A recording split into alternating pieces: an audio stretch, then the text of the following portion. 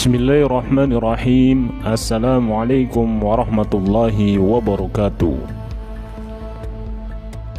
Pada pembahasan kali ini kami akan membahas mengenai sejarah Salahuddin Al-Ayyubi.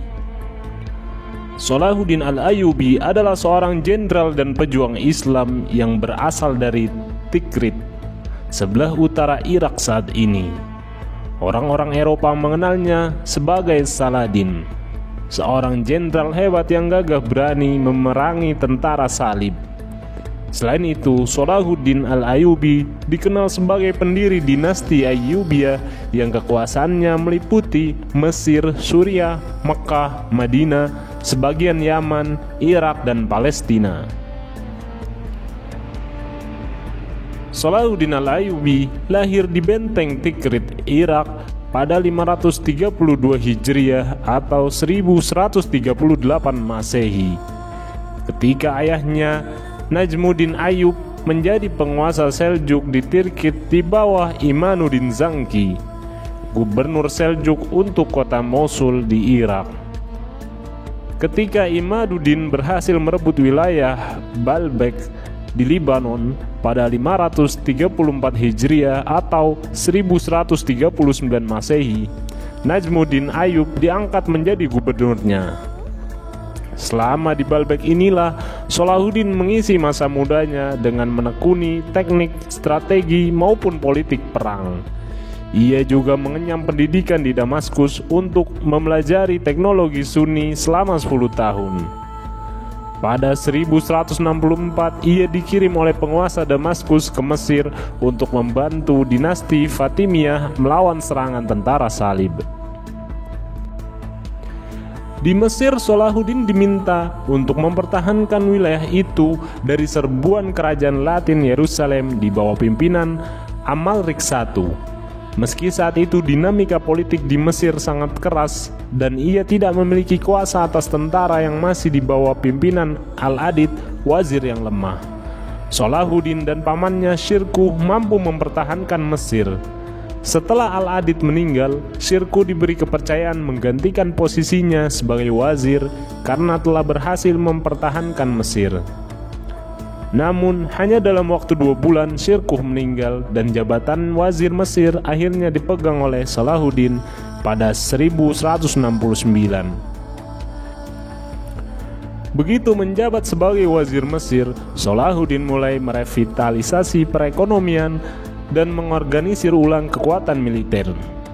Sejak awal Salahuddin Al-Ayyubi memiliki ambisi menggantikan Islam Syiah di Mesir dengan Sunni dan memerangi orang-orang Franka dalam perang salib.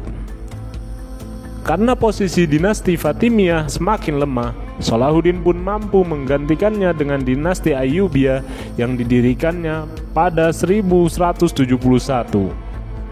Setelah resmi mendirikan dinasti Ayyubiyah, Salahuddin kemudian mengembalikan ajaran Sunni ke Mesir. Ambisi Salahuddin untuk menggeser aliran Syiah dengan Islam Sunni pun tercapai. Segera setelah berkuasa, ia juga melakukan ekspansi wilayah dengan menguasai Yaman pada 1174 dan Suriah pada 1180-an. Salahuddin yang berhasil menyatukan berbagai wilayah Islam membuatnya dikenal sebagai khalifah yang memiliki kerajaan terbesar saat itu. Dengan kekuatannya itu, Salahuddin menggunakannya untuk kampanye menaklukkan Yerusalem. Pada masa pemerintahan Salahuddin Al-Ayyubi, ia juga berhasil merebut Yerusalem dari kerajaan Yerusalem.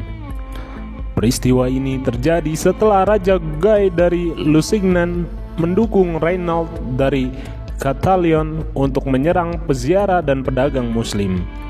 Bahkan Raja Guy dari Lusignan mengancam akan menyerang kota Mekah dan Madinah.